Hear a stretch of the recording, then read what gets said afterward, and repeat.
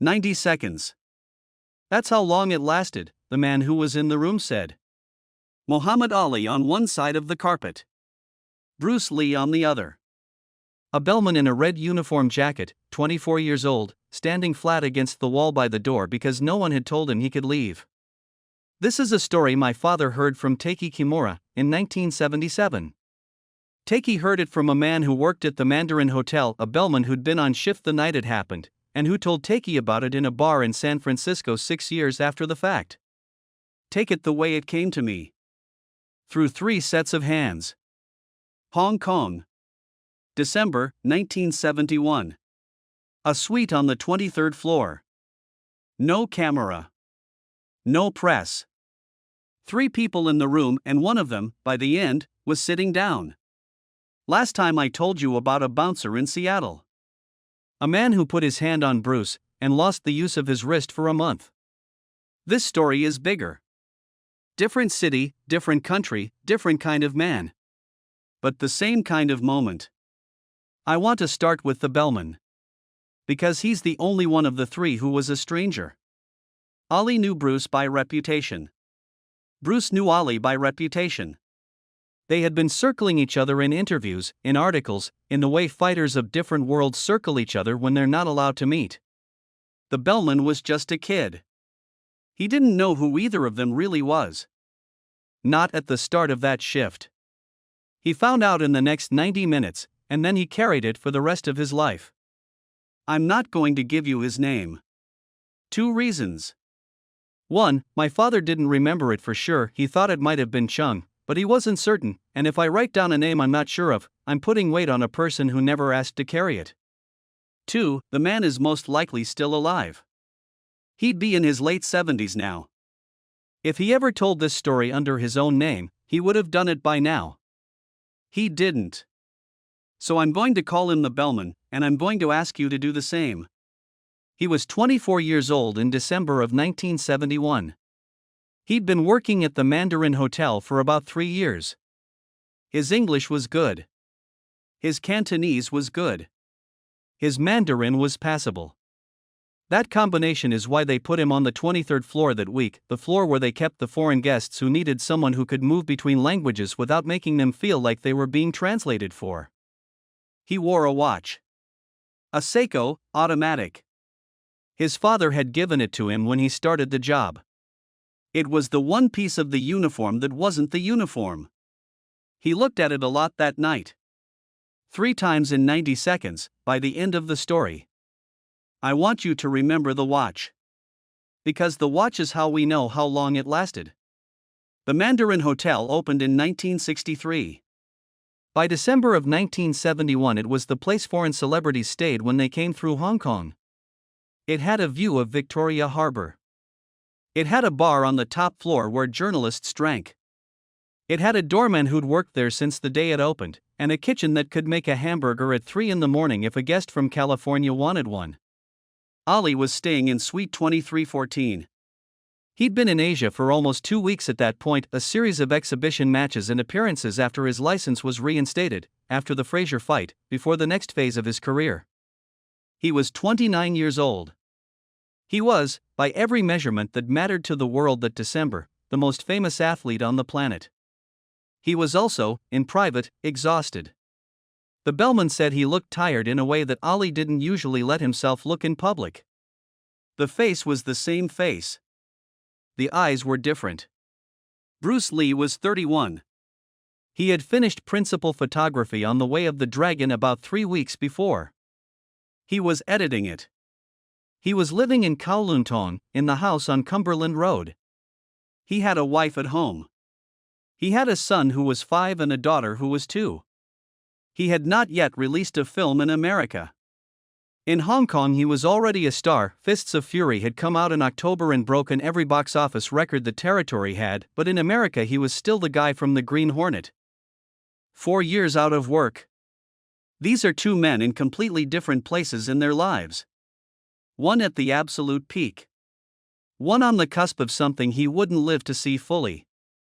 In an interview years before, and I want to be careful here, because the date of this interview gets misremembered in almost every version I've seen, so I'll just say what's true. In an interview, before 1971, Ollie had been asked about martial artists, and he had used Bruce's name casually as an example of a different kind of fighter.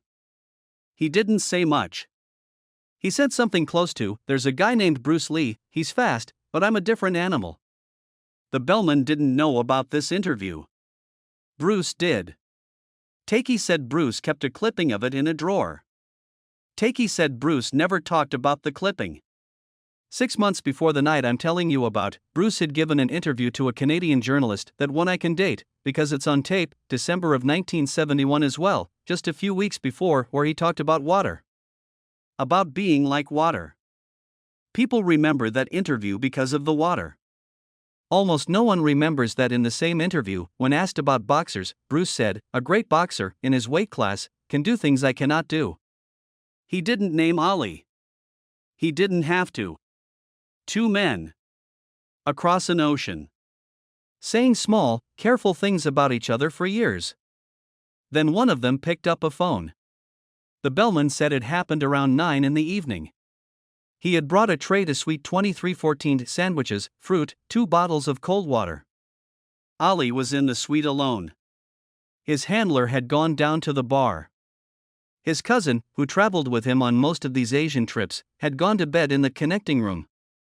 Ollie was sitting on the couch, in a white tank top and gray training shorts, watching the television without the sound. The television was showing a Cantonese news broadcast he could not understand. The bellman put the tray down. He turned to leave. Ollie said, "Hey. You know who Bruce Lee is?" The bellman said yes. Ollie said, "Can you call him?" That's the part of the story that's hardest to believe, and the part my father insisted on most. Ollie asked the bellman, the kid in the red jacket, to call Bruce Lee for him. Not the front desk. Not his handler. Not a journalist, not a fixer. The kid in the room. The bellman said, "Sir, I don't have his number." Ollie said, "Then find it." I keep coming back to this part. Because what Ollie was doing, and the bellman didn't understand this until years later, when he was telling the story in San Francisco, what Ollie was doing was making sure no one else knew. He didn't want a journalist. He didn't want a witness. He wanted the kid, because the kid wouldn't talk. Or so he thought. The bellman went down to the lobby. He went to the back office. He spent about 40 minutes calling people. He finally got a number through a manager who knew a man at Golden Harvest, the studio where Bruce was editing The Way of the Dragon. He brought the number back upstairs. He gave it to Ollie. Ollie made the call himself. Bruce arrived at the hotel at 20 minutes past 11. The bellman remembered the time precisely because his shift was supposed to end at 11, and his replacement had not shown up. He was standing by the elevator on the 23rd floor when the elevator doors opened. Bruce stepped out, alone. Brown leather jacket. Dark slacks. The same kind of clothes he had worn in Seattle 2 months earlier, the night the bouncer put his hand on his shoulder, though the bellman did not know that and never would. Bruce nodded at him. The bellman walked him to the door of Suite 2314. He knocked. Ollie opened the door himself. Ollie was barefoot. Bruce stepped inside. The bellman started to leave. Ollie said, "Stay." The bellman said, "Sir, I." Ollie said, "Stay. I want a witness." That's the line the bellman repeated to Taky. That's the line Taky repeated to my father in 1977. That's the line my father repeated to me in his garage, sometime around 1991 or 92. I want a witness. I've thought about that line for a long time. About what it means when the most photographed man in the world asks a kid in a red jacket to be his witness. About what kind of moment a person prepares for when they don't want a camera but they don't want to be alone. The bellman stepped back into the suite. He pressed his back against the wall. He looked at his watch. It was 9:51. The carpet in Suite 2314 was beige. The bellman remembered that detail more than any other physical detail of the room. Not the curtains, not the artwork, not the view of the harbor. The carpet. Because that's where the next 90 seconds happened. Ollie and Bruce stood about 3 meters apart. Neither of them spoke for a long time.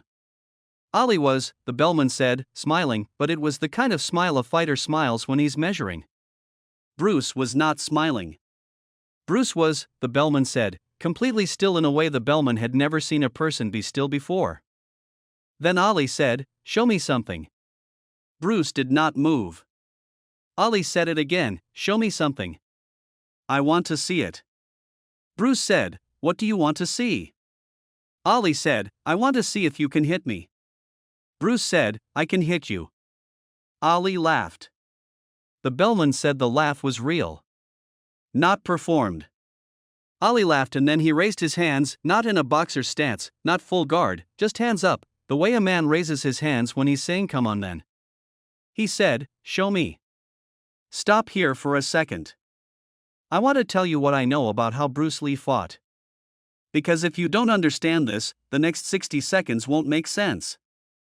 Bruce Lee did not fight like a martial artist. He did not fight like a boxer. He did not fight like a wrestler. He fought like someone who had spent 15 years studying the gap between when an opponent decides to move and when their body actually moves. That gap is, on average, about a quarter of a second. For a trained fighter, less. For someone like Ollie, maybe 100 milliseconds. Bruce trained, every day, to be inside that gap. What that means in practice is this. When a person like Bruce Lee fights a person like Muhammad Ali, the fight is not about strength. It's not about speed in the way we usually mean speed. It's about who reads the other one first. It's about who's already moving when the other one is still deciding to move. Ali knew this. That's why he was smiling. Ali knew that what was about to happen was not a sparring session. It was a measurement. He wanted to know what it felt like to face someone who lived inside that gap. The bellman said, Bruce closed the distance in one step. He didn't see it as a step. He saw Bruce in one place, and then Bruce in another place, with no movement between. The way the bellman described it to Taky was, it was like a frame had been cut out of a film. One moment Bruce was 3 meters away. The next moment Bruce's left hand was open against Ali's wrist, redirecting the jab Ali had not yet thrown, and Bruce's right hand was a quarter inch from Ali's throat. Ali had started to move. He had started to throw the jab Ali always threw, the long, fast, mechanical jab that had ended the careers of better men. The jab was halfway out when Bruce's hand was already on his wrist. The jab had not landed. The jab had not even reached extension. Bruce's hand had found it on the way. Ali stopped. Frozen. The bellman said he'd never seen a heavyweight stop like that. A heavyweight, when a punch fails, recoils. He resets. He moves. Ali did not move. Ali stood there with his jab arrested mid-flight and Bruce's right hand a fingernail's distance from his throat. The bellman looked at his watch. It was 9:51 and 14 seconds. Bruce stepped back. He did not say anything. He returned to his original position, 3 meters away. He waited. Ali smiled again. This smile was different. The bellman said the second smile had something in it the first smile didn't. He couldn't name what. Years later, telling the story to Taky, he said, it was the smile of a man who has just learned something he was not sure was real. Ali said, again. Bruce moved a second time. This time Ali was ready. Ali had 30 more years of fighting in his body than Bruce did in raw boxing experience. Ali did what a great heavyweight does, he didn't try to hit Bruce. He slipped. He pivoted. He used his height. He gave Bruce nothing to find. For about 12 seconds, Ali was untouchable. For about 12 seconds. Then Bruce did something the bellman couldn't describe properly even years later. He said it looked like Bruce became smaller. Not crouched. Not lower. Smaller. Like he took up less space in the room. And in that smaller version of himself, he found a line through Ali's defense that the bellman had not seen exist a half-second earlier. Bruce's left foot stepped inside Ali's right. Bruce's left forearm pressed lightly against Ali's chest, not striking, pressing. Bruce's right hand came up, palm open, and stopped at Ali's chin. Stopped. Did not touch. Stopped a hair's breadth away. If Bruce had wanted to, in that moment, he could have broken Ali's jaw. Both men knew it. The bellman said, "Mr. Ali," he didn't move. For maybe 2 seconds. He didn't move at all. And then he laughed. And the laugh was different again. Ali said, "Okay." He said it quietly. The bellman almost didn't hear it. Bruce stepped back. He returned to his original position. The bellman looked at his watch. It was 9:51 and 44 seconds. Stop here for a second. There's a piece of this story Taky never repeated. He told it to my father once, in 1977, in a parking lot behind a restaurant in San Francisco. He never told it again, as far as my father knew. My father told it to me in the garage in 1991. He has not told it to me since. I'm going to tell it to you now, with the warning that I have heard it exactly one time in my life, from a man who heard it exactly one time in his life, and I am almost certainly getting some part of it slightly wrong. The bellman said, after the second exchange, after Ali said okay, there was a third exchange. But the third exchange wasn't a fight. The third exchange was Bruce, walking calmly toward Ali, and Ali, the most photographed man in the world, Ali the heavyweight champion, Ali who never sat down for anyone. Ali walked backwards 3 steps and sat down on the edge of the bed. Not from a strike. Not from a fall. He sat down because he was choosing to sit down. He sat down because the conversation had ended and he wanted to mark that it had ended. He sat down the way one master fighter sits down in front of another to say, "I see you. We don't need to do this anymore." Bruce stopped walking. He nodded once. He did not smile. Ali sat on the edge of the bed and looked up at him, and the two of them stayed like that, Bruce standing, Ali sitting, for what the bellman said was a full 30 seconds. Neither of them said anything. The bellman did not move. The television in the corner was still on, still silent, still showing a news broadcast neither of them could understand. The bellman looked at his watch one last time. It was 9:52 and 44 seconds. 90 seconds, exactly, from when Bruce had first crossed the carpet. Then Ali said, "You want some water?" Bruce said, "Yes." That's how it ended. The bellman left the room about 10 minutes later. The two of them were sitting, Ali on the bed, Bruce in the chair across from it, drinking water from the bottles on the tray. They were talking, but quietly, and the bellman's English was not good enough to follow what they were saying. He thought he heard the word daughter. He thought he heard the word Louisville. He wasn't sure. He went down to the lobby. He finished his shift, 2 hours late.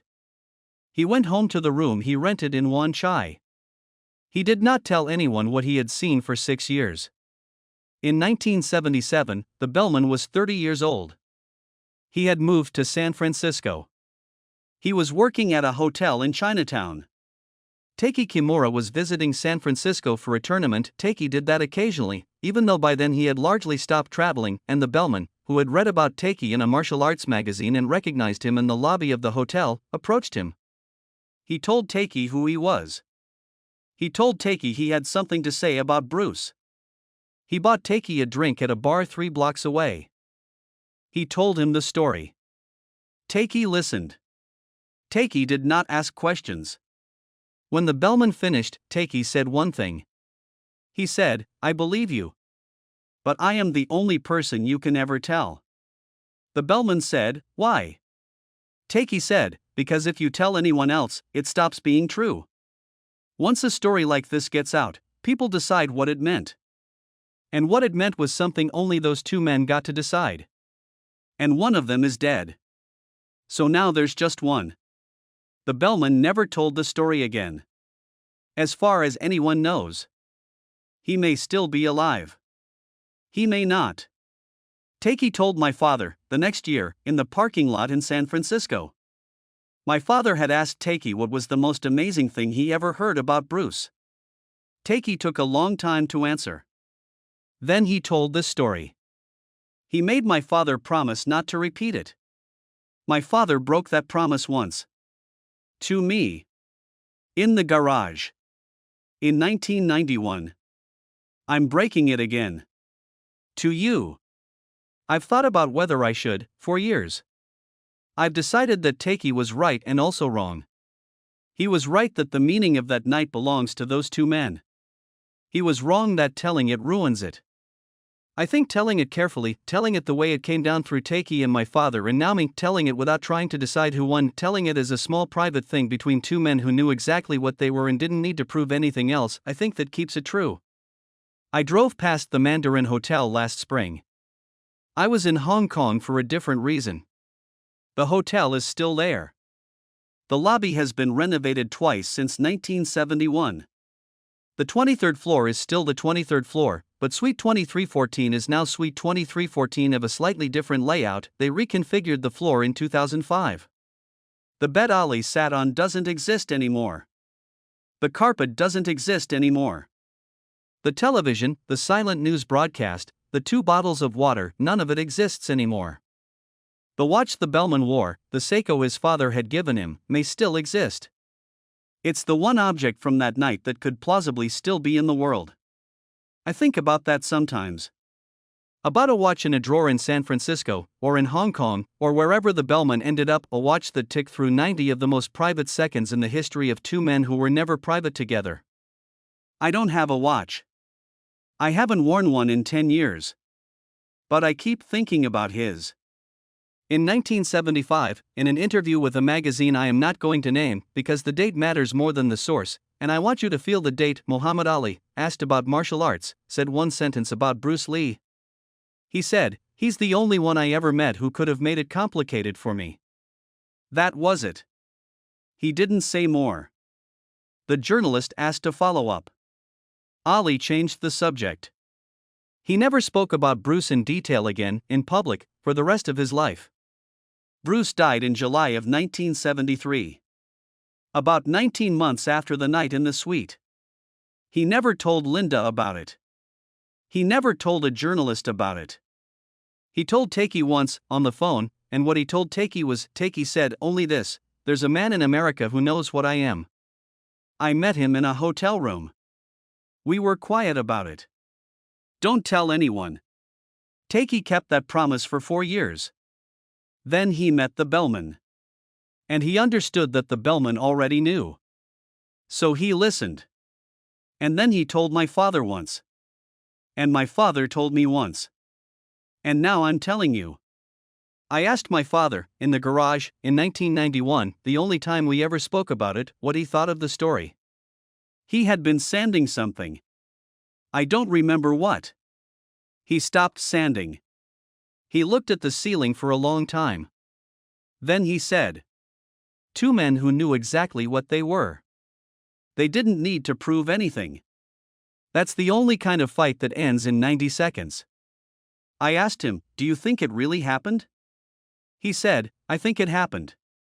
I think Taky believed it. I think the bellman wasn't lying. I think the only people who would know for sure are dead, or about to be. So yes. I think it happened." I asked him, "Why didn't either of them ever tell anyone?" He didn't answer for a while. He picked up the sandpaper again. He started sanding. Without looking at me, he said, "Because the fight wasn't the point. The fight was the way two men met. Some meetings, you don't put on the radio." I think about that line a lot. Some meetings, you don't put on the radio. My father is 70 this year. He still doesn't have a watch. He never has. He tells time by the light through the window. He tells me he doesn't trust machines for things that matter. I drove back from Hong Kong this spring and I came home and I sat in my own kitchen and I tried to write down what I had felt walking past the Mandarin. What I felt was that I had walked past a building that did not know what had happened inside it. The building doesn't know. The street doesn't know. The harbor outside the window doesn't know. The only thing that knew was the watch. And I don't have the watch. So I'm doing the next best thing. I'm putting the story in front of you, the way it came to me, with all of its broken edges showing. I'm telling you that I cannot prove most of this. I'm telling you that some of it is almost certainly remembered wrong, by the bellman or by Taky or by my father or by me. I'm telling you that the version of this story that is closest to the truth is probably one nobody will ever know, including the two men who lived it. But I'm also telling you that it happened. As far as I'm concerned, it happened. Two men met in a room and measured each other for 90 seconds and chose to end it without either of them being heard and chose to keep it private because the meeting was for them and not for anyone else, and the bellman was a witness because Ali wanted a witness, and Taky was a witness because the bellman needed someone to tell, and my father was a witness because Taky trusted him, and now you are a witness because I am breaking the chain of silence that has held this story for more than 50 years. If you've made it this far, thank you for sitting with me. I make these as carefully as I can. My father has a page from a magazine. He's had it since 1986. There's a letter on it. Bruce wrote the letter to himself in 1969. We'll get to that one. For now, go drink some water. Look at your watch. Or don't. Take care of yourself.